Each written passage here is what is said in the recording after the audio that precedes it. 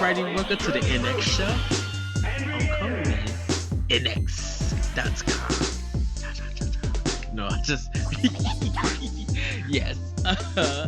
It is good to be back with everybody. I am your host this episode, Eddie B, and joining me, as always, is the wise Wisconsinite, Mr. Jesse Douglas. How's it going, everyone? Yes, Boss Man Corey and our streaming champion Ray couldn't make this episode.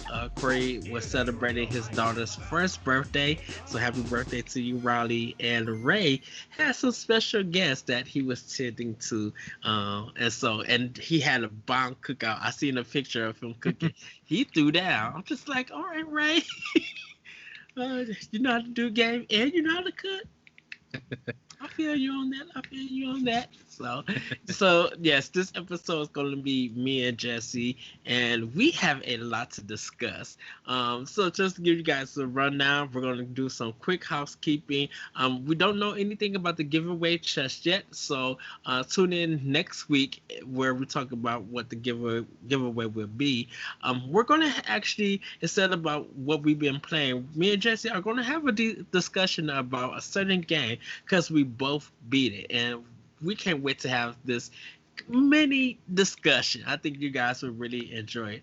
We got some news to break down to you, and then we're going to get into our main discussion about a certain announcement that Nintendo has just made. What could it be? You guys have to check out.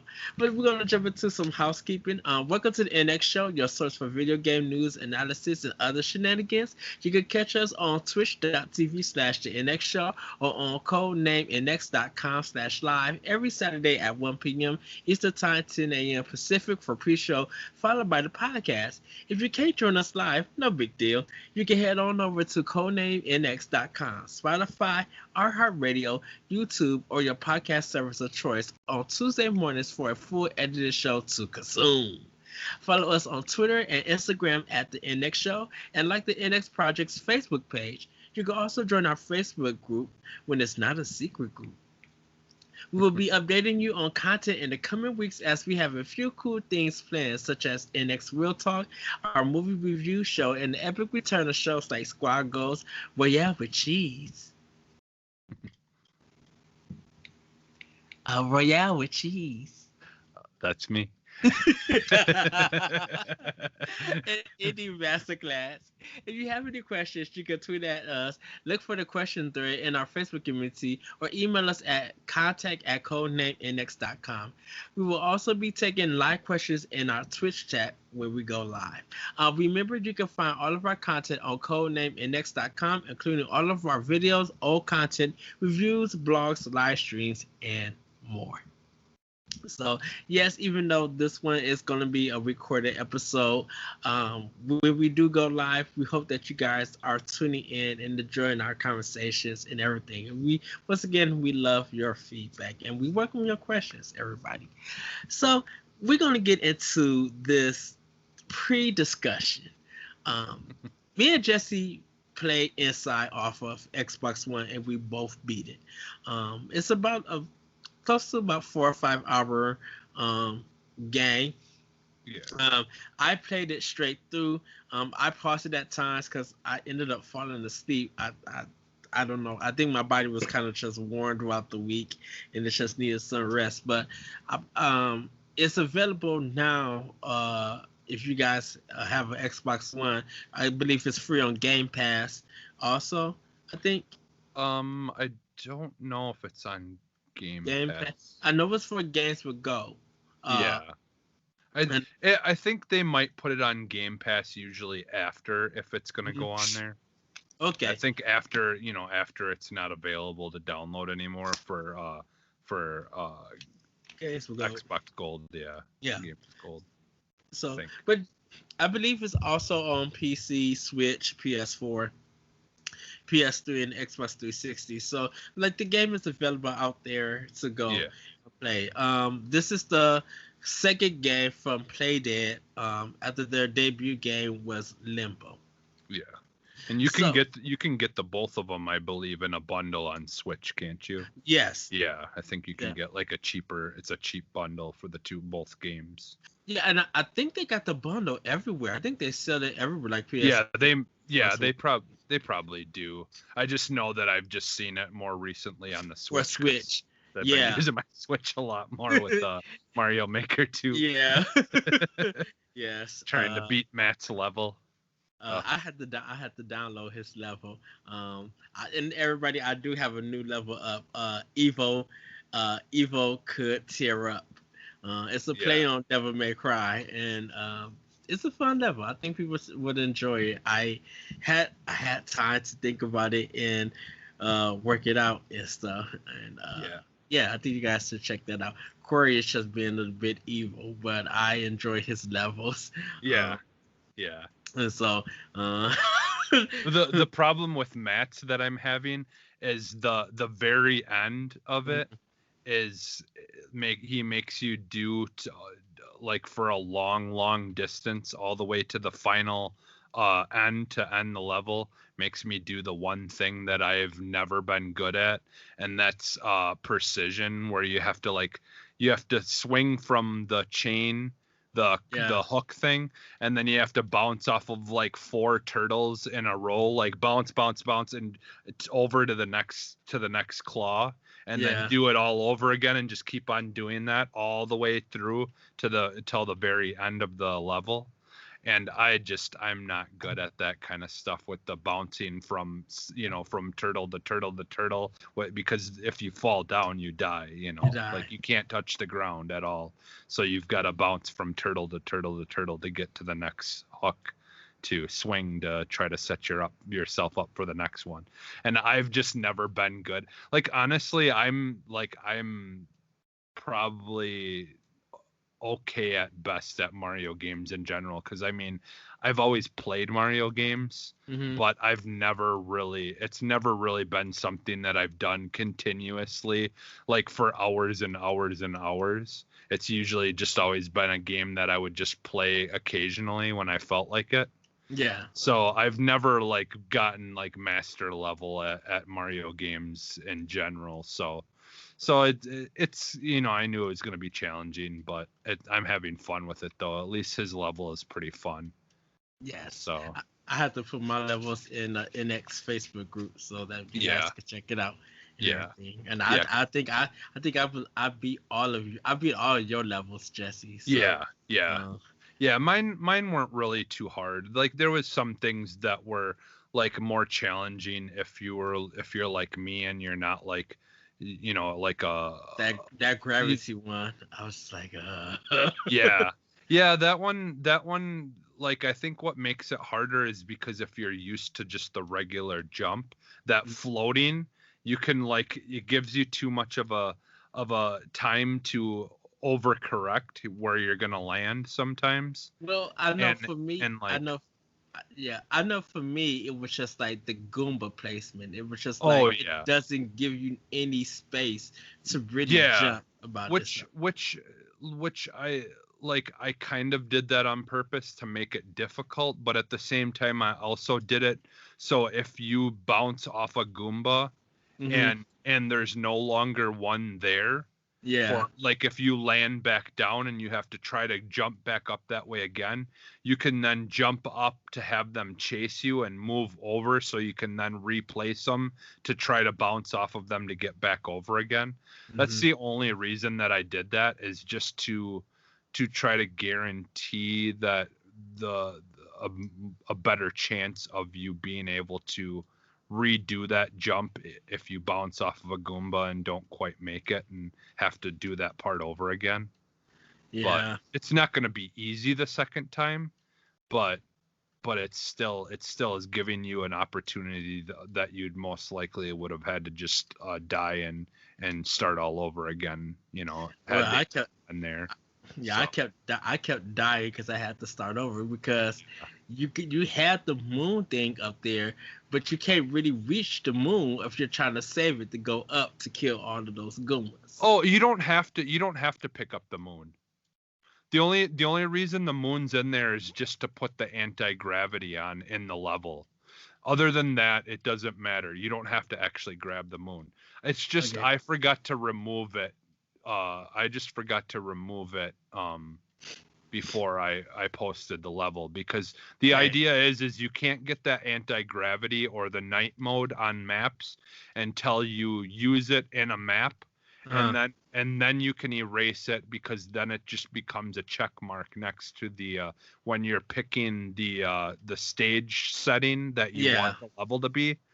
When you're picking that, then after you unlock it, because that's how you unlock it, is by using it in a map, and then it unlocks as an option to the side of the whatever type level you're wanting to make the map into, be it sky Yeah. level or water level or whatever. And then and then that will just be an option from that point on that you can flip on and off. But Let's get into inside, because we're yeah, talking about Mario Maker 2. yeah, We'll have a discussion about Mario Maker 2, because I think with Ray and Corey, to all of us talking about creating our levels and how we think yeah, about it, I think that would be a good decision. yeah, I mean, yeah, good discussion for next yeah, episode. yeah. So inside is a single player kind of adventure puzzler, Yeah. platform adventure puzzler, I should say. And you play as just this random boy in the red shirt, and you kind of like fall into the woods. They don't really give you an understanding of what's going on. Um, there are points here and there of music, but there's no narration, there's no word tiles or anything like that. Everything is pretty much a visual presentation, and you kind of got to figure out what's going on with this. Now, I will say that the game does have a hidden ending. You have to find like 14 kind of like bombs or two things like these metal things, and Yeah, if you turn, they're like some kind of electric like ball things. Yeah, yeah, it's like because there's some kind of power core or something in them that you've got to flip off or yeah, turn off and shut them down. yeah. So there is a special ending for that, and if you get all 14 of those, you actually get like the achievement for the game, like Mhm. the top achievement. So, and I will want to say also, everybody, this is a game for me and Jesse as part of the NX challenge. So because it was an indie game, we both get 2 Yoshi coins. So make sure that, I don't know if you wrote it down, Jesse. I did it on mine. No, Um, that's the thing is I honestly I forgot to write down like almost all the games that I beat, and I don't remember. I'm trying I know there I know of a couple, like at least 1 or 2 games that I beat, but I think there's like one other one that I check. can't remember, but Yeah, I know for Xbox you could go check your achievements and stuff, and yeah. they'll give you the date on when you beat it. So if you beat it Okay. this year, or if you Okay. beat it this year and it's an old game, then you could just be like, okay, bam, Okay. and check it off like there. Okay. And also everybody, if you want to check out our what the NX challenge is, you could go to my old NGR page on nursegonerogueradio.com. I believe I'm still up there on the blog thing. You guys could look up the rules for the NX challenge if you guys want to participate. We got 5 more months to get as much done as we can before we Yeah. add up the score. So Yeah. it's gonna be interesting. It literally, me and you probably gonna be at war and be like, I need to finish this game. I need to get through this third person game and everything. Uh, Yeah. but inside, so reason why me and Jesse's gonna have this pre-discussion before we like actually get into this, get into the show. I think we both can agree that it's a great game. The puzzles are fantastic. They really, some of them make you think, but some of them just like, I get it. Okay, that's cool. That's a nice play. Yeah. The game doesn't explain anything. Doesn't explain the controllers, the gameplay mechanics. It doesn't Hmm. explain any of that. You have to actually Trial and figure it error. out, trial and Yeah. error, figure it out on yourself. Um, I can say it's a great game. I don't think it's Game of the Year material. Um, and the artwork is great. I like the presentation. Like there I didn't have no problems, like no crashes or anything like that. Um,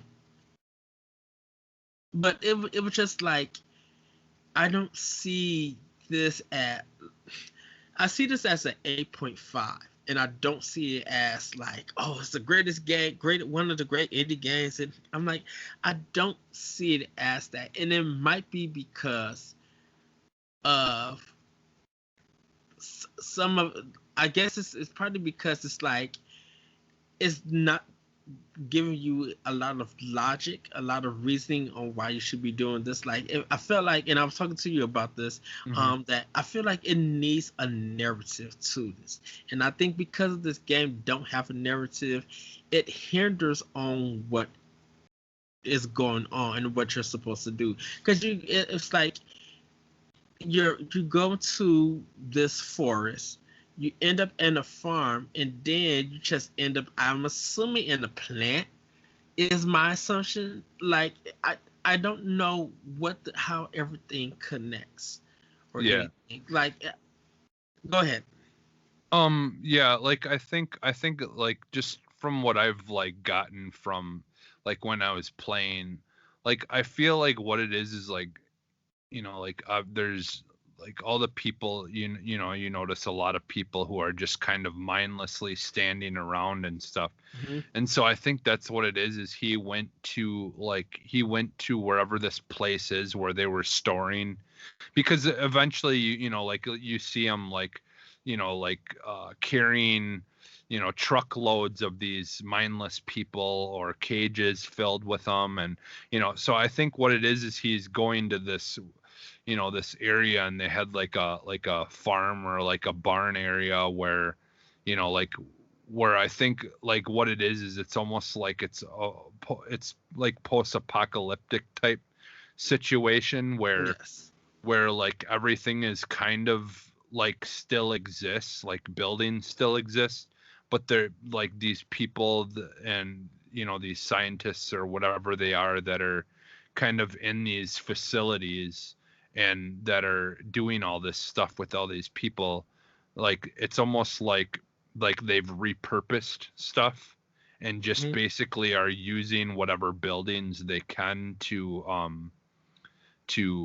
store these lifeless humans or beings or whatever they are exactly, or clones, or like that's the thing. I guess we should probably say, like, if for some reason you care and want to play this game yet and don't like, we probably will kind of spoil it a little bit, Yeah. because I do kind of want to talk about some things, and Hmm. as far as like the story. But I feel like I feel like it's just kind of like they're like, because like eventually they had that area where like when you're going outside, there's those pulses that like do like a blast, almost Yeah. like it almost seems like a nuclear blast going off, Yeah. where the blast, if you're not hidden behind something, it will just like obliterate you into pieces. Yes. Like I feel like something about that, like that's the thing, is like I completely agree with you. I think maybe to some extent, if they had more in-depth kind of explanation as to what's going on, I probably would have enjoyed it a little bit more. But at the same time, I like the mystery of it. I like trying to like just figure out things, like use my imagination to kind of think like, well, why they're doing this and why they're doing that. And then like I was looking up, and we could talk about this later, but I was looking up like videos and stuff of Yeah. people, getting people's thoughts Theories. thoughts and theories on things. And like people like working together as kind of like the game as a hive mind to try to figure out what this game is trying to do. And and that I so yeah, I think there's something to do with the like with that, like there like something just isn't right outside. And like you can like people can be outside and can Hmm. drive vehicles and stuff like that, but it's like almost like something has happened that those places are just kind of like ramsacked and just kind of falling apart and old, and they're just kind of repurposing whatever buildings and areas in that area that they can find, or I mean it seems like they're kind of almost trying to be hidden in some way, almost too, like using buildings like that as a front, like, you know, like it looks like it's just a farm, but really they're storing people or whatever in that area or whatever. You know, like there's all kinds of things, yeah, like I just kind of is like, well, you know, trying to think of like what exactly is going on, but yeah, like I do agree with you that like at some point it would be kind of nice to know more about what's going on. Yeah, because I feel like because it has no narrative, it has Yeah. no build up.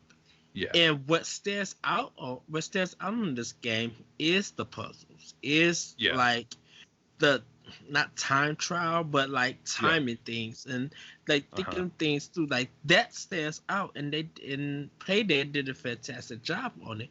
But it's just like because you don't have a true narrative that you gotta have a theory, you gotta think this out.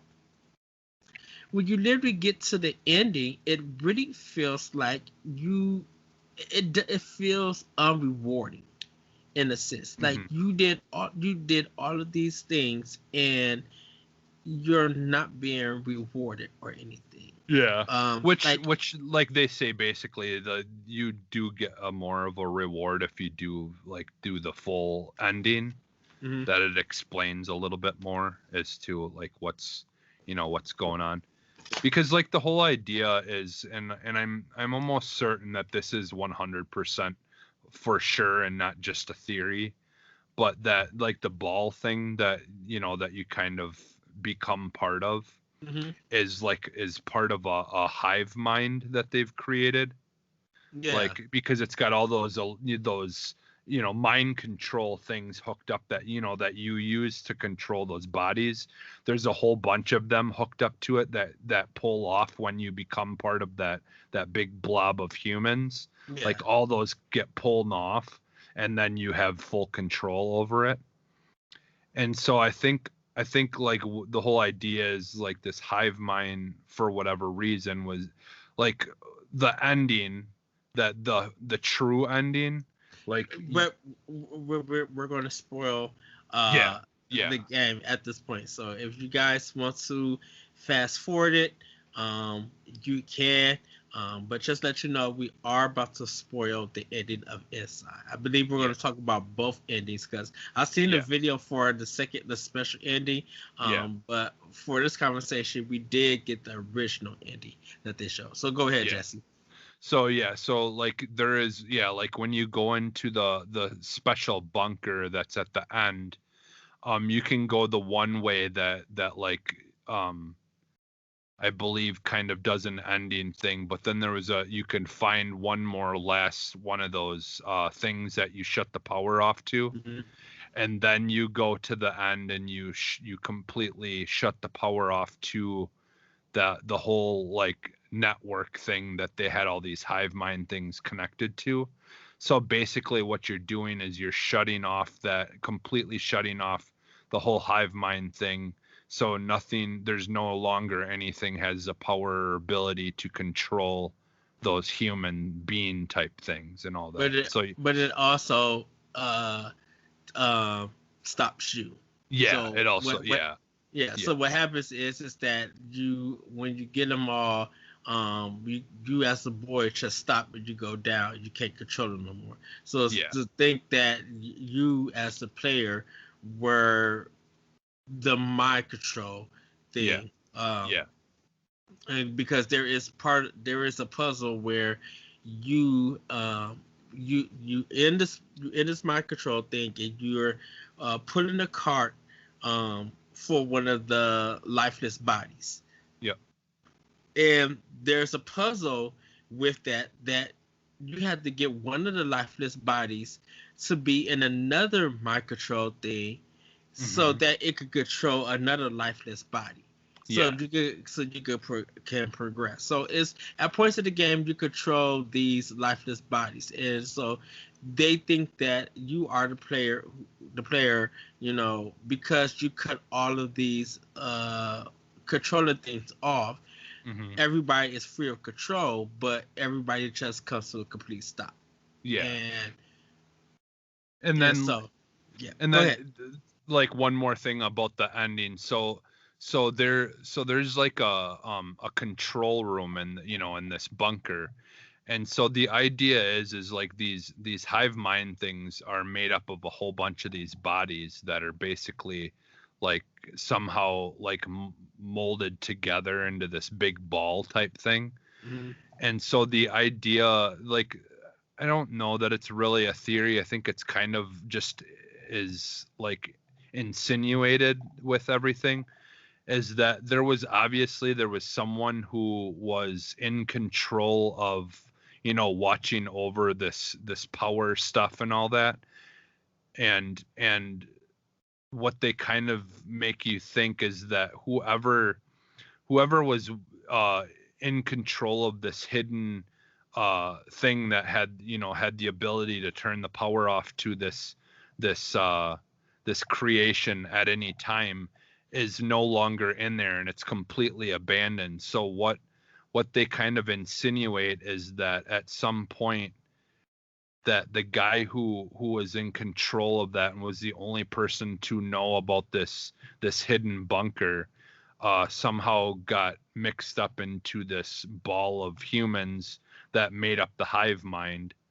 And so that's why he's the whole entire time is helping you get to that point to be able to shut it off, so it can't be used for what they're using it for anymore. But in the original ending, uh, your main character, he looks in the window and he sees the ball thing, and with the other scientists, never Hmm. gets stopped, and then you progress your way on trying to get into the little place that the character was looking at. Yeah. When he gets in, somehow his clothes come off. Yeah. He goes in and like looses all these parts, and then he becomes part of um, the lifeless bodies, like this Yeah. big blob thing, Yeah, and the hive mind thing. the hive mind. So then you have to control the hive mind to break out and get free. And there are parts of it where scientists are running. I think you kill one person. Yeah. Um, some of them are looking, and uh, there's a puzzle where you throw up a barrel or something, a milk carton, I should say, or Hmm. iron milk carton, to one of the scientists or employees, and they go in and stop something, and then throws it to you. You catch it, and then you throw it up so it can hit a button and stuff. Yeah. And there's just people at different parts watching you make to progress it. Yeah. Um, there's a part at the ending that these boards break, and you got to get enough momentum to break through the wall.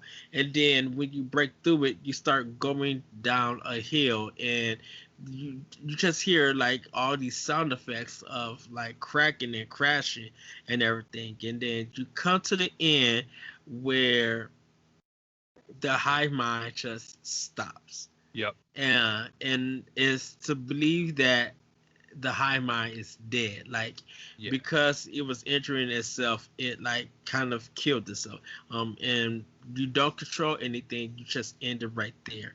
Yeah. uh and And that's how Inside ends. yeah, and so like one of the things that like now this is going back to the videos that I watch to Hmm. explain things a little bit more, because I've never, like, some people when they watch movies and stuff, they'll not notice every single little bit of detail, and they can break down everything just frame for frame. I Hmm. just don't have that kind of mind when it comes to stuff. I'm just like too in the moment of things. Okay, Yes. so a couple things that got pointed out. So at one point when you fall down, you break through the floor, you fall into this big, It's a big mural thing of that final resting place where where when you're the big bundle of hive minds that you roll down that hill. Uh-huh. There's actually a big like a big model version of that place where you die at the end of the game. And there's a light inside of that mural thing shining directly down onto the edge of the water there where you die at the end. And Yeah. you'll notice at the end that a ray of light is shining down on you there. Yes. And that's not how suns work. Like suns don't just shoot one beam of light. So the idea is this hive mind and these people, like possibly all this stuff was planned out, that it was all part of a test, and they knew what the final outcome would be, that you would die at that very spot where the light would be shining down on you. And so, like, because all that stuff that, like, yeah, all that whole end part is all like there's a mural of just that part where you die, which makes no sense like otherwise, unless they knew that spot would have significance. Yeah. And And then also the other thing, oh crap, now I forgot. You can go well, ahead. I'll see if I can well, remember what it was. the thing about inside is that the enemies and stuff are trying to prevent you from actually finding out the secret of what's going on. You know, Yeah. actually trying to get inside. And Yeah. then once you like literally get inside, there's some dangers and stuff Yeah. that happens and, and everything. And at one point, it kind of feels a little bit Metroid, but it's not. Yeah. Um, it you just build sometimes you just like build upon the puzzle, like you figure things out, and Yeah. things that you did in the past is what you're going to be using here, but in interesting ways. Yeah. uh and then like more you just progress until you actually, because the thing about it is the boy reaches his destination, or he Yeah. finds and looks inside what's going on. All these scientists and employees that's looking inside also never stops the boy, never grabs him, never questions him or anything. And if that's when it's just like, what, that's why I feel like this game needed some build up. It needed Yeah. a narrative thing. Because, and just let everybody know that Insight took 6 years to develop. So I can understand, I can understand that. Yeah. And probably the same thing with Limbo. It probably, doesn't have a narrative in that game. But I think what stands out. This is the thing about Limbo, is that it's great with puzzles, Mm-hmm. but I think a game like The Gardens Between is better, Yeah. where you have puzzles and you have to think about the placement and how everything goes, and you Yeah. are messing with time, but there is a narrative that is being told for why you are in these worlds, why these two friends are together, and why everything means something. So in the end, when you find out what really happened, it sits with you. Mm-hmm. Um, you don't have to really theorize what's going on. Yeah. The buildup is there because the narrative is there. It's Yeah. still it doesn't have no words. It has pictures, and you are able to follow along. But it feels like with Inside, it needed what the Garden Between has. It Yeah. needed a narrative to really speak about why are you doing these things? Because Yeah. where did the boy come from for him to run into the forest?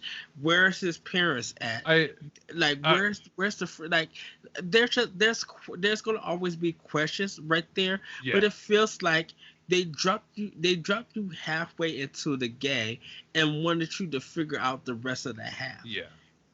Yeah, I was actually, the thing I was trying to remember was gonna explain a little bit more of that, because I think the problem is they do give you hints of what's going on, but they're Mm-hmm. a little too subtle at times, Yeah. I think. And so one of the things that I think generally most people that like have kind of theorized about everything that's going on in the game seem to agree on. And this would explain it to me. It explained a lot, and it makes a lot of sense, and it kind of explains. So okay, so like, why was this kid the one who was chosen? So okay, if you notice, like all the other characters and all, you know, everything from the lifeless bodies to the people that are around you and everything, everyone is all adult sized. Mm-hmm. Yes. Like you are the only kid or short person or whatever that exists in that area. And so the idea was is for this to truly stop and come to an end, he would eventually have to become part of that hive mind in order for it to to be able to control it, for it to finally end everything. Like to take that hive mind body thing out of there, break free, completely put an end to it. And so you remember earlier you said, like, so he's got to pull this thing up to get into the tank with it. He's Yeah. got to pull this thing up, and then the bottom of the tank opens up and it starts sucking up. And when you let go, you suck up, but you just barely make it through that before it closes, so much so that it rips your clothes off because you became so close to being killed, or that shutting on you. So therefore him being a child was the smallest and only thing that would have been able to make it through that tunnel in time before it closed. And that's why he was the one that was chosen to be the that none of these lifeless bodies would have been small enough to be able to make it through that in time Right. before it shut. So that it's subtle, and that's why that ripping of his clothes coming off is a subtle point to this is how close it was for this little child to make it through. No human, no adult body would have been able to make it through this without getting caught in it shutting on them. But I think the clothes part coming off kind of just felt weird in a Mhm. sense, and because it feels like his clothes like somewhat disintegrated for no apparent reason. Um, Yeah, what it it was is they got ripped off, like as he was coming through, that it got caught on the thing, and then and they ripped off and and and shredded. and it looked like that wasn't needed, but they put it in so that when he got into the blob, he would be part of it. Yeah, So but I it think at felt the same forced. time they were trying to subtly point to you that he Point, just yeah, barely made it through that thing. yeah. Because I'm like, when there's a little mermaid that is chasing after you, Yeah, like if a little things that if you get caught with this mermaid at certain points that she would actually kill you and yeah, stuff. and you have to Um, shine light on her to keep her away. yeah, like if she was like walking and grabbing your clothes and everything and ripping them and stuff, Yeah. that would be more understandable. And Uh, did you notice that all the areas that you're in, basically everything is for the most part is dark? yeah, but when you roll to the bottom of that hill, that light shining directly on you uh ended up making you not be able to move. And you notice how whenever you shine light on those mermaid things, they run yeah, away because they can't be by it. So there's something to do with light to being disabling these creatures, because you kind of figure out that all these like hive mind and all these different things are some kind of creation that these scientists were making to try to, I think, to try to create some kind of like super like intelligence or superhuman type thing, and they just kind of kept them in these tanks when they weren't turning out properly. Mm-hmm. And because a lot of these these mermaid type things end up kind of being hidden in these underground chambers that are just kind of underneath a lot of the areas that are above where all the like scientist stuff and regular people are. Like you Yeah. kind of like there's kind of this like insinuation that like it's there's these tanks and things that these things were kept in, you know, to trap them in to keep them away. But some of them, you know, like somehow got out or, you know, are in these waters underneath.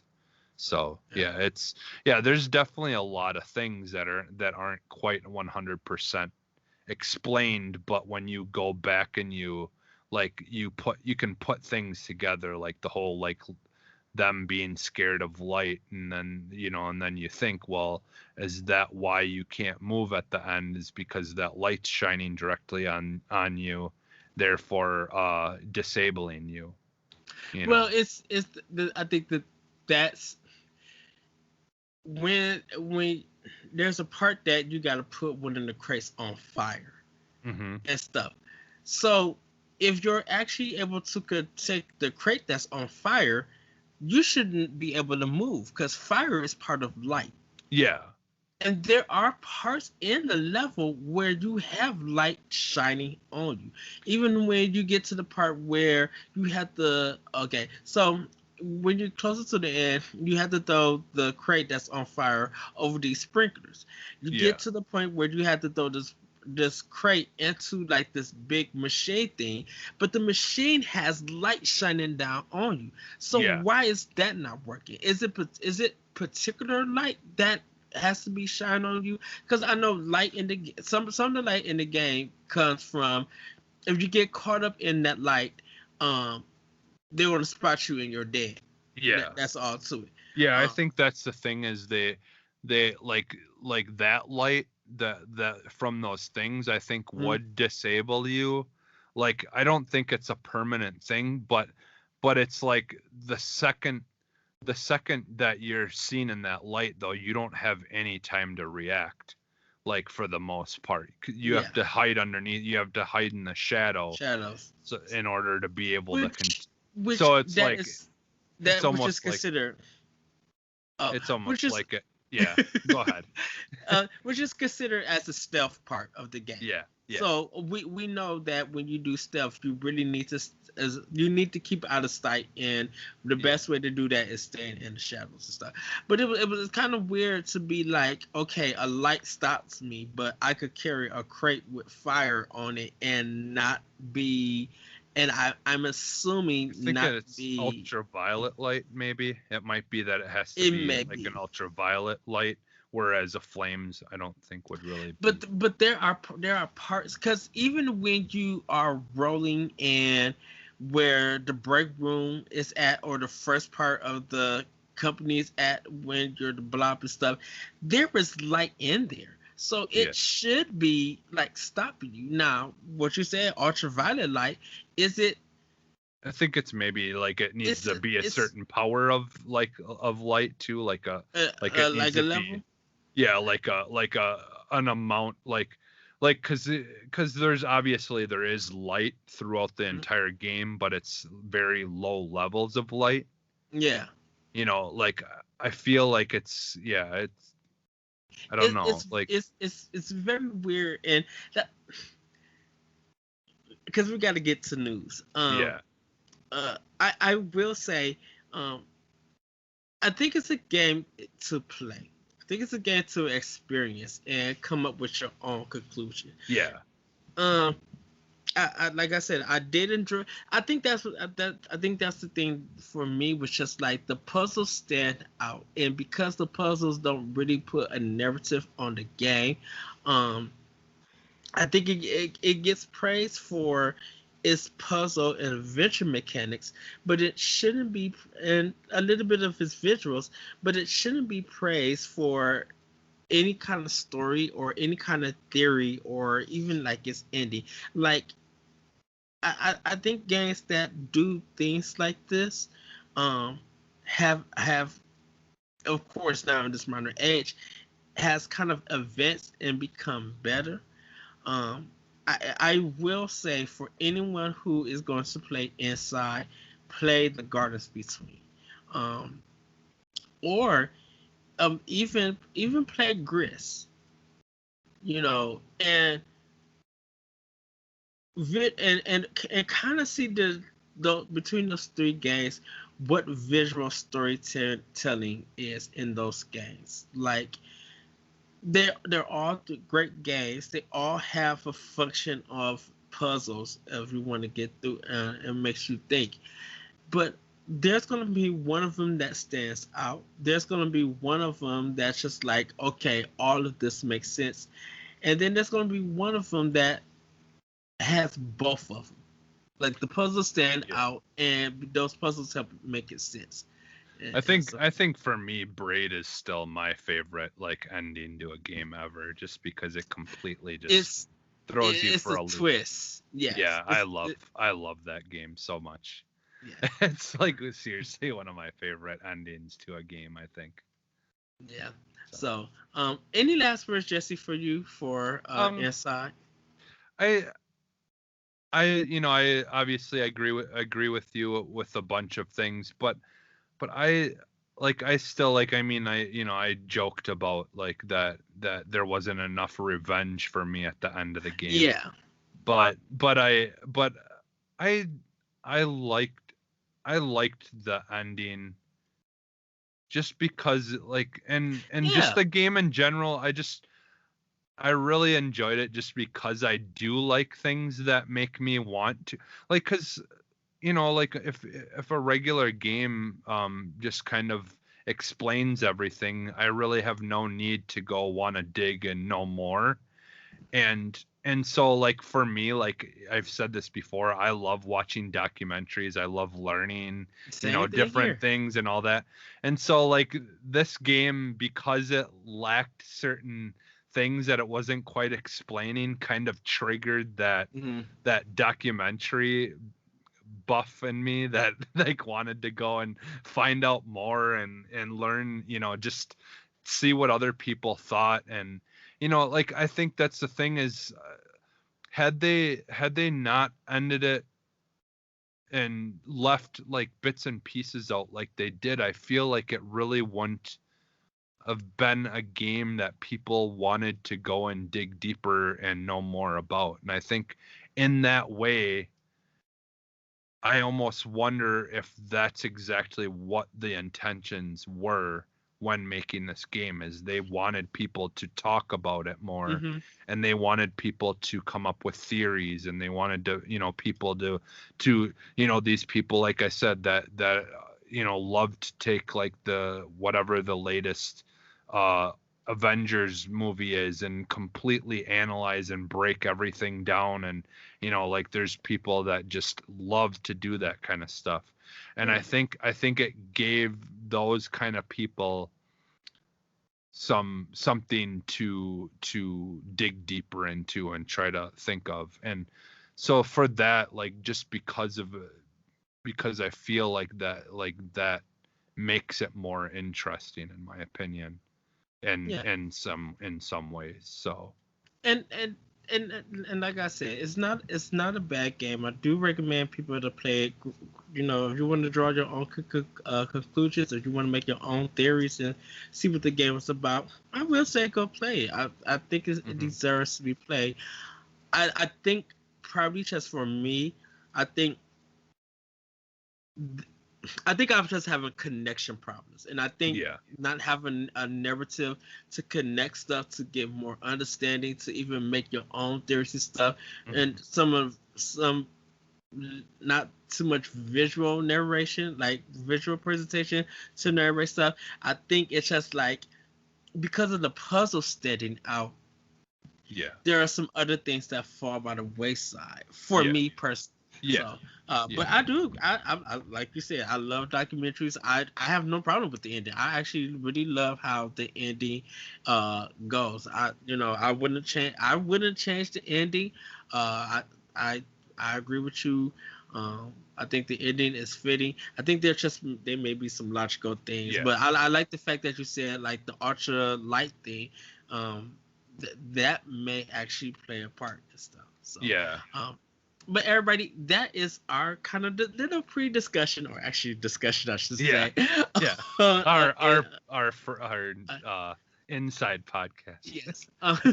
And we're probably going to talk a little bit more because Ray has some thoughts and he Yeah. want to hear what we think about it. So Yeah. we're going to get into these news bits. Just got 4 good stories for you guys. We're going to start with Fire Emblem Three Houses features same-sex romance options. And these stories are coming from Game Informer. Nintendo's Fire Emblem series has focused on party relationships for a long time, and romance is an important part of the experience for many players. In Fire Emblem Three Houses, you can romance both women and men no matter your character's sex. During the June 12 live stream, Nintendo confirmed that romantic relationships will return to Three Houses, but that there will be no offspring mechanic. Some who were disappointed by that news might be interested to learn that same-sex relationships are possible for select characters in the game. However, Nintendo hasn't confirmed who those characters are. Just like real life, love is a bit of a mystery. In Fire Emblem Three Houses is going to be releasing on July 26th. Me and Corey and other people are excited about this. I am. I'm definitely excited. Like I said, this is like my entry level. This is my Ocarina of Time, I think. Because Yeah. Zelda, whatever, like when they first came out, I just really wasn't super into the whole top down at the time. But then once Ocarina came out, I just fell in love with Zelda and stuff, and this game kind of like has that, just a lot of cool things that just completely grab my attention that some of the other previous Fire Emblem games just really hadn't did. So Yeah, and I think this is a great thing for Nintendo to yeah. allow this to happen and stuff. We know that I believe it was the last Fire Emblem. Hmm. They took out like the red district uh, thing, and for people in Japan, like the red district is like the sexy time place Yeah, the in red light, Japan. the red light Yeah. district. So, Yeah. but because they're going in a new route with this one, uh, excuse me, I think it's cool that they're allowing this to happen. I don't think a lot of people are worried about the. To me, I haven't seen nobody upset about Mm. the offspring stuff. Yeah. I think the offspring stuff wouldn't make sense in what this game is going to be. Just seeing Yeah. different trailers and gameplay parts. I'm just like the offspring thing Yeah. wouldn't make sense. Well, that's like saying, oh, like why didn't they have any kids? Why didn't Harry Potter and them have kids in the Harry Potter movies? It's like, well, these are obviously supposed to be kids kind of in school yet, so that Yeah. the whole offspring thing shouldn't really come quite into play unless they have like a part 2 to this one, Yeah. like where they're older, because I feel like that's the whole idea, is these are supposed to be more like teenagers, like that you're playing as in this game. Like it's like you're more of like in a school, in a school or whatever. So it doesn't, yeah, it wouldn't make sense to have worry about offspring because they're children. We shouldn't be worried about them having children yet. Yeah. So we're going to move on to the next story. The coalition commits to exclude depictions of smoking from Gears 5. The car soldiers of Gears of War have one less health risk to worry about now, as all depictions of characters smoking have been removed from the Gears series. Developer The Coalition has decided to not portray characters smoking in any future Gears games, a policy that actually started with Gears of War 4. According to Variety, Truth Initiative approached Turner, the esports broadcaster and organizer that owns the exclusive rights to broadcast Gears 5 gameplay, about the depiction of smoking in the series.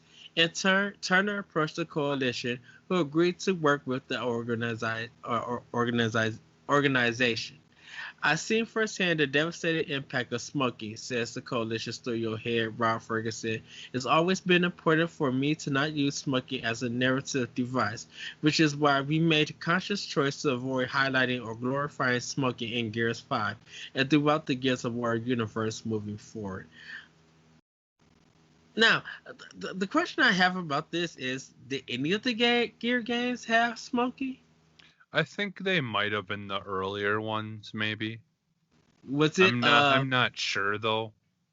I don't remember. It's been so long since I played the original Gears of War games. But yeah, like as because far as like the narrative stuff goes.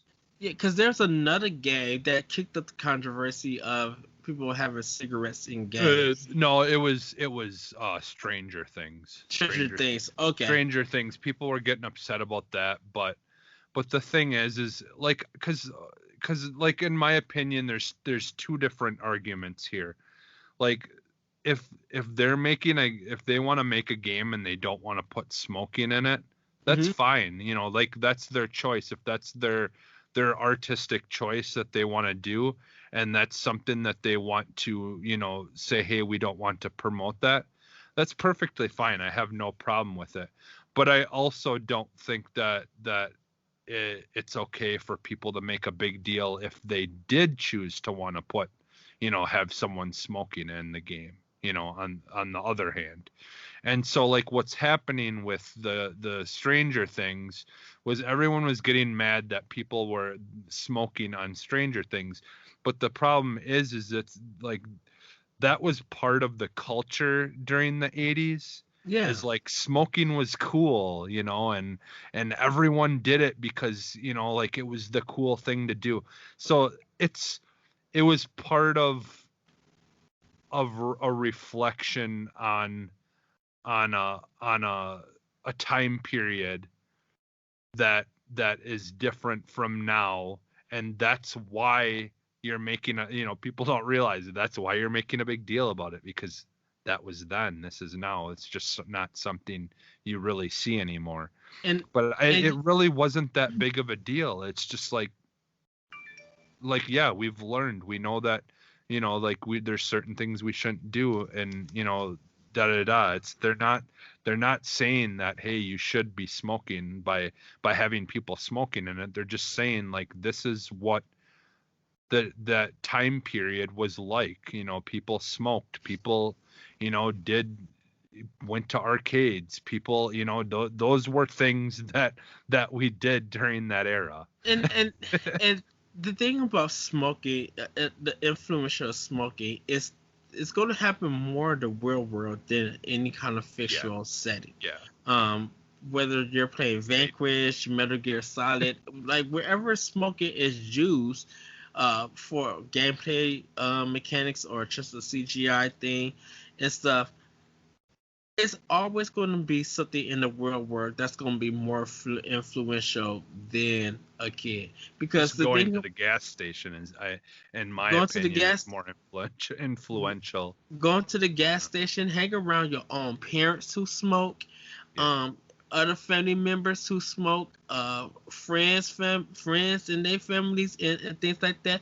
Like Gears of War 5, just use that as an example, it's not going to make a mature 17-year-old and up, depending on if they're those the one that's playing the game, to smoke. There's always probably some gamers who already smoke, who are already addicted and everything. So if a game not depicting, you know, smoking in it is, but if people think that that's going to fix the problem, it's not. yeah. Smoking is a addictive habit that you personally have to go and get help with. Like Like you gotta try to change yourself. A video game is not gonna always, it's not gonna solve that at all. I don't know who to give credit to, but I remember I seen someone posted it about the discussion about people getting upset about people smoking and then Stranger Things, and someone said, yeah, like they're worried about their kids seeing people smoking in Stranger Things, but these are also the same people who are buying Grand Theft Auto 5 for their, 13-year-old kids. So it's like it's like it all comes back to, like, not, obviously no one is perfect when it comes to being a parent, Mm-hmm. but that, it's also your responsibility to tell kids, like, hey, like, this is why, we don't think that, when you get older that you should think about smoking, because, these are the things it can do. And like, if you can tell them that, cancer and things are a real issue, and, things like that are linked to it. I mean, it's, like, I was smoking for a little while, and my wife, when I was in the process of stopping or whatever, my wife would tell the kids to go over by me when she knew I was smoking outside, and told the kids to come over by me and tell me and start yelling at me for smoking, and telling me to stop doing that, and, and things like that. So, like, our kids I've seen it, and, my dad smokes, and, I've been around it my whole life. But the thing is, unfortunately, you can only tell a kid so much or whatever, and at some point it doesn't matter, what you say to them or what they see. If they decide that that's something that they want to do, well, I mean, like, at least you did and said what you can. Mm-hmm. It and that's why I said, like, I'm perfectly fine with them not wanting to depict smoking in Gears of War, but at the same time, I'm also not gonna get upset if someone decides that they do want to have that in their stuff, because that's just life. There's gonna be people who smoke, and there's gonna be more people who don't. So, Right. It's not like they getting jewel pods or stuff yeah. and everything. Well, And that's the thing, and that's even worse. Like, you hear more about kids now, like, doing that kind of stuff, because the people who make those things, and people who sell those things, a lot of times don't do their due diligence to make sure that people that shouldn't be getting a hold of and that stuff and are, and even if so. even if you, and I've had this conversation with my good friend Larry Giver from World War One. Mhm. We had this conversation, which is like, even though some stores were cart for jewel, the jewel pods and e-cigarettes and stuff like that. If you are legal age and you're buying it, Mhm. once you leave that door, that store is not responsible for anything. Yep. Yeah. And if that person wants to sell to kids underage, they're going to have that right, because they are the owner of that product, and they can do whatever that they want with it. Yeah. The store has done its job and followed the law or that store policy, so that the sale of that tobacco or even alcohol item was done correctly, so Yeah. that the store would not be responsible. Once you leave that store is not responsible at all. And that's all a different discussion and everything. But we had that we had a really good discussion about it. It was just like, addictive nature, when it comes to drugs and stuff, could really put a toll on you, and could put a toll on your finances. But people find a way. Because I don't know about you, Jesse. Illinois here, they raised up the price tax of cigarettes. Like, Yeah, they did here, like, over $1, like, years and years ago. yeah, ours just got raised up, like, so, like, all our cigarettes got raised up by $1.10. And Yeah. so people who bought, like, bought 2 packs, it's almost like $20. And it Yeah. was just like, Yeah. uh, I'm like, these companies are about to make a profit, because that addiction, and we're going to get into the next story. Yeah. That addiction is going to make you make two decisions. That addiction is going to make you broke, or that addiction is going to make you do something that you shouldn't be doing. Yeah. To make sure that you get your to fix. get money for it. Yeah. Yeah. So Yeah, like um so many addictions. yeah. So trading in video games is not one of them, but some people will do that. So it wouldn't even matter a Gears of War 5 don't have smoking. Somebody would probably trade it in so they can buy cigarettes. It has happened. Yeah. Trust me, it Yeah. has happened. Yeah. But not actually Gears of War 5, but like just a video game in general. Yeah. Yeah. But we're gonna move on. TurboGrafx 16 Mini gets a release date and a full game lineup. Konami announced its upcoming classic console last month, and today's 80 inspired.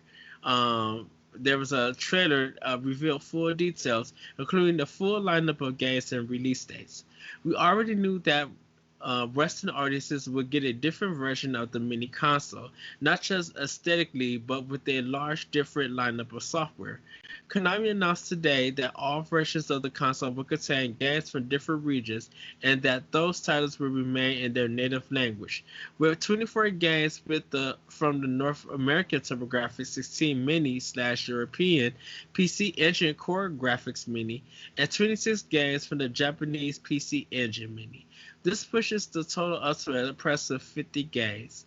Um, and the list contains um, it says here's the full list of games available in English, including in the TurboGrafx 16 Mini: Alien Crush, Victory Run, Blazing Lasers, Newtopia, Dungeon Explorer, R-Type, Motor Rotor, Power Golf, Ease Book 1 and 2, Ninja Spirit, JJ and Jeff, Space Harrier, Military Madness, True Man Fu, Psychosis, Bunk's Revenge, Parasail Stars, Kadash, New Adventure Island, Airzunk, Newtopia 2, Soldier Blade, Lords of Thunder, Bomberman 93. And here's the games in Japanese for the PC Engine Mini that will also be playable on all versions of the new console. The Kung Fu, Jazzakid Necromancer, Fantasy Zone, A Pair, Gateball, Nectaris, Dungeon Explorer, Newtopia, PC Genjin, Ease 1 and 2, Super Darius, Superstar Soldier, Dama Kamiru, Ardennis, Newtopia 2, Gradius, Salamander, Super Momotaro Densetsu 2, Ninja Ryu Kenden, Star Parodier, Snatcher, Gradius 2, Gopher no Yabu, Cho Aniki, Akumojo, Dracula X, Chino Rondo, which is Dracula X. Bomberman 94, Bomberman Panic Bomber, Genga Fuki, Densetsu Sapphire. Much like previous classic consoles, Konami's offering will feature quick saves in a variety of display modes, but an add-on multi-tap will allow up to 5 people to play some games at the same time. Following Hudson Soft's merger with Konami in 2012, the company has since published Hudson's old software and now hardware. The classic console will launch in all regions on March 19, 2020. The one detail we don't yet know is the price, but with pre-orders going up on July 15 exclusively on Amazon, we'll likely learn soon. So, that's a lot of games and stuff. Cho Nikki, I think it's not the arcade version one, but it's kind of like the homoerotic shooter of video games. Okay. Snatcher was a game created by Hideo Kojima. Okay. He directed that one. And I found some like really good information about it. So when Snatcher came out in Japan, I think for PC, they only had 2 acts. When it came to the Sega Genesis, and I guess TurboGrafx 16 also, they put the 3rd act, which was brand new to the game, because Hideo Kojima never concluded the original version on PC. Okay. He was supposed to, but he never did. So found out this version, and I believe PC Engine has it because I never got to play Snatcher. Yeah. It's going to have everything in it. It's going to have that 3rd act. Nice. And everybody was hoping for a Snatcher 2 to be developed, but Hideo Kojima never made it. or Oh, anything. Um, uh, Gradius 2 is like a shooter from yeah, it. So, um, Salamander is is a game like there's a game called Life Force. It's yeah. kind of like part of the Gradius Okay. games and stuff. Uh, Life Force was more of a, wasn't that a boat though, or am I thinking of something else? you're thinking of something else. Life Force had Was something a that shooter. was a shooter, but it Yeah. went vertical and horizontal. But Salamander was an arcade game that we never got here, or it got renamed something. What was the one where you were driving a boat and it was a shooter and you had to grab like things and drag them behind you, but it was also a shooter. I And really it like don't had know. snakes and stuff in that would come out of the water that you would have to shoot at. I don't know. Oh, I've Cobra. I think it's Cobra. Was it Cobra? Cobra Uh, Commander. no, I don't know. I forget. It was something. I think it was something Cobra.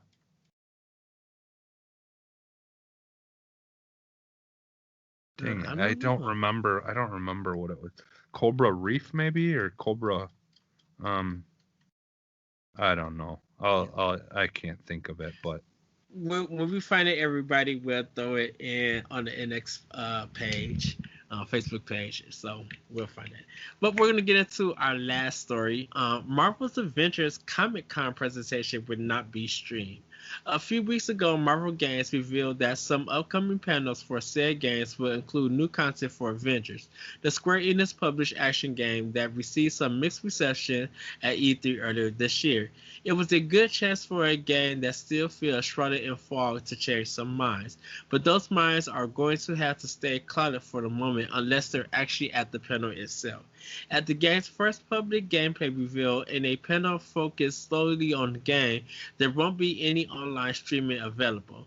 The panel, which is in Hall H at 1:30 p.m. PST and hosted by the game's creative director Sean Escake, and the voice actors from the reveal video, takes a deeper dive into Marvel's uh, Cobra Triangle. Oh yeah, that's wow. what it was. Okay. Uh, Takes a deeper dive into Marvel Adventures than we have seen before. It is unknown if the panel will feature entirely new gameplay or the behind closed doors presentation for Square Enix booth at E3. When the public could see that presentation by lottery appointment, which seemed to be gameplay of the title's introduction level, there was no filming allowed. A leaked cell phone video eventually got out, but the poor quality and awkward angles did the game no favors. It is a little strange that Square Enix is still shying away from showing the game, but maybe they have an actual blowout plan. Marvel's Adventures released on PlayStation 4, Xbox One, Stadia, and PC on May 15th. So I think us at Conan NX, I think we're still iffy about it. Um I think we all still feel like, everything is reserved till we see more of that game, till they probably show some actual gameplay than what they showed at E3. I think we're all just holding off of it right now, and we kind of just all waiting for that game to have be tweaked and worked on more. Yeah. Because like the reception to that game, even though it was people had view, people gave their view and their opinion about it. Um, I think it's a game that I will be willing to play. I have no problem with it. I think I just need to see actual gameplay on how that game is going to be done. Yeah. Yeah, same here. So, and I didn't have, and like I said, I didn't have no problem with the character models or anything. No. Like I don't connect them to uh, the MCU movies, but Yeah. I I I'm waiting, and it's good that they put, like I said, it's good that they put it in for next year. That way, I can play Ultimate Alliance 3 and have my fun with that, and then go and play Yeah. that Marvel Adventures game. Yeah, and I just in general I'm not too big like I don't care too much when they change certain things, Mm-hmm. or change stuff or like what characters look like or like I don't know. I mean, I guess maybe there's been certain times where maybe something that I don't care for as much, like well, like perfect example we always come back to is that newer Turtles cartoon. Like I didn't really care about that. I didn't really care for that too much. But that's just in general. I just not a fan of the newer cartoon styles that they tend to gravitate towards. Yes. But like otherwise, I'm pretty open-minded when it comes to like what things for me. Yeah, it's just that game just kind of is just in general like people we don't know like if it's gonna have a nice meaty you know tell a good story and stuff because I think the thing is everyone's looking to compare it to the Spider-Man game Yeah. and a lot of people really were impressed with the Spider-Man game and how well they did the storytelling and stuff in that.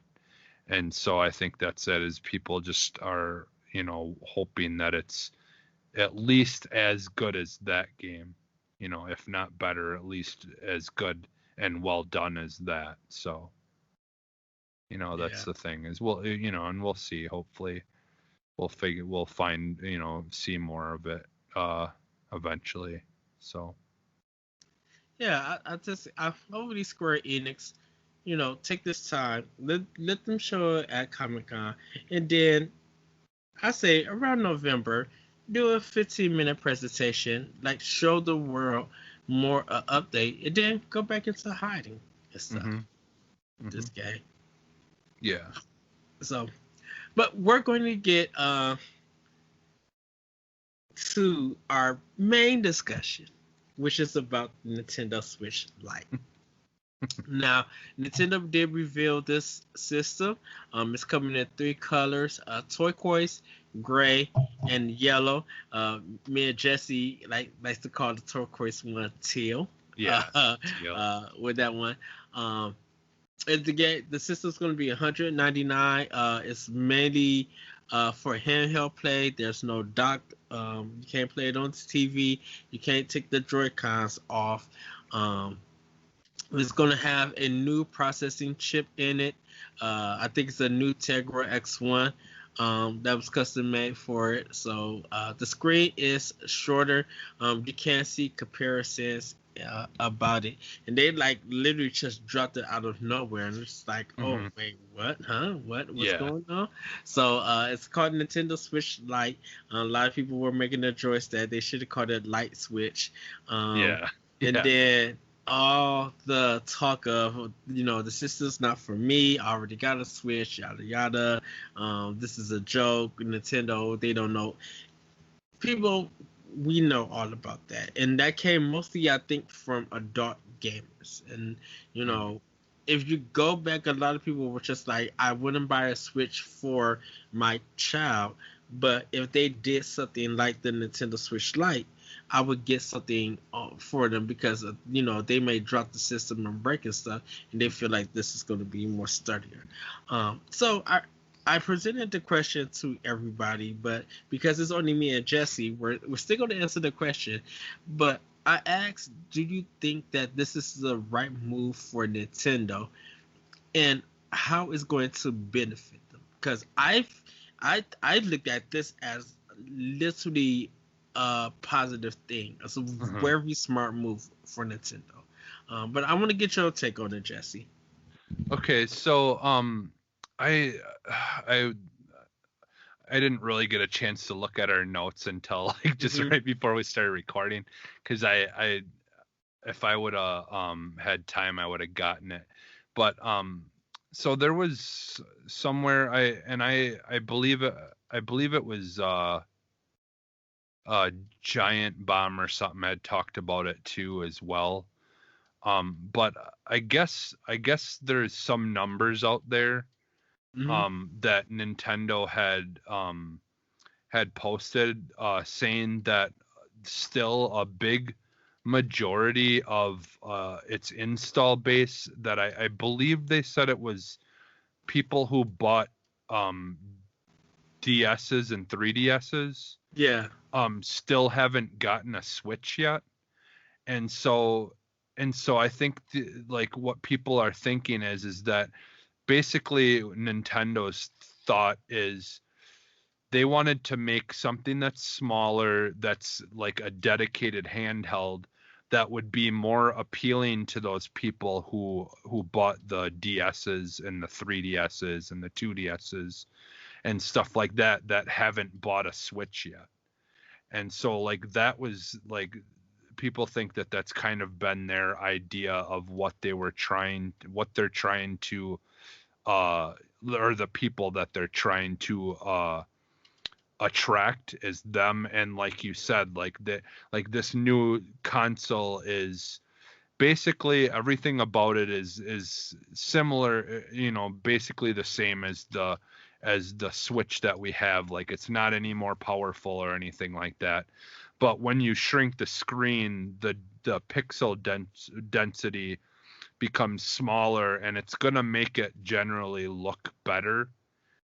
Because like if you notice, like a lot of times when you're playing stuff or doing stuff, watching movies on your phone, even though your phone might not be 1080p resolution on the screen, it still looks better because it's so much more condensed, the pixels.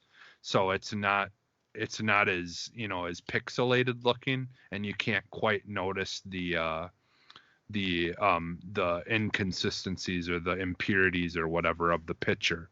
Yeah. So like I think that's why they kind of wanted to shrink it, is because of the fact that they didn't want to make it weren't going to make it any more powerful and still keep it the 720p or whatever. Then that way shrinking the screen is going to generally make it look better still anyways. And then like you said, like it just like those they call them the doorstop or whatever, the 2DSs, those big massive handheld ones that were just solid, that were made for kids. They made these, they made them more solid and more sturdy, so it's in general is going to be more for kids and stuff, something that they can't easily break.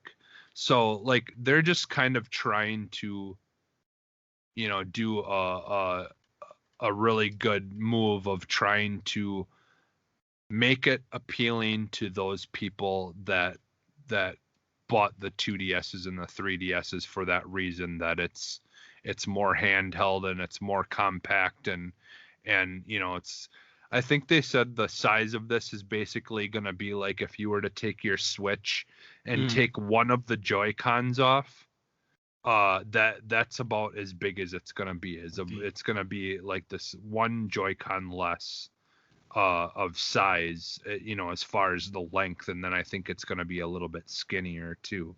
I'm guessing the screen will probably go pretty close to the edge. Right. You could watch the video and they show the depictions of the sides and stuff from the side. It's from the front. The system will contain a directional pad, so a lot of people are happy about that. The reason I find this so positive and such a smart move for Nintendo is that, of course, they're going to be selling more Switches. They're going to consider it as part of the Switch family.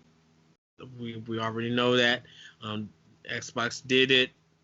PlayStation does it. But I think I'm just like, with the amount of games that they are releasing, with the holiday and Black Friday coming up, if people want either system, they could get either system.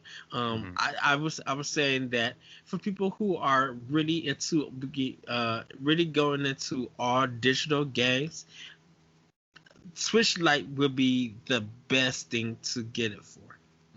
I mean, and you can still buy cartridges and everything. We don't know how Nintendo Online is going to work, but Doug Bowser did say that Nintendo is working to see if both onlines could be switching from the regular Switch to the Switch Lite. So they're trying to switch off with that.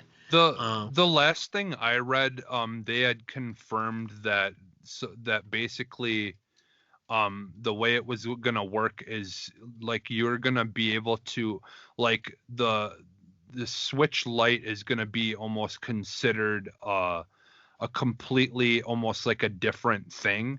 You know Mhm. how like when it used to be when you had the Wii U, you could connect your 3DS to it Yeah. and they communicated. So it's going to be so the way they made it sound like is the Switch Lite is going to be almost considered a different hardware in general. Mhm. And so it's going to be something that you'll be able to link to an account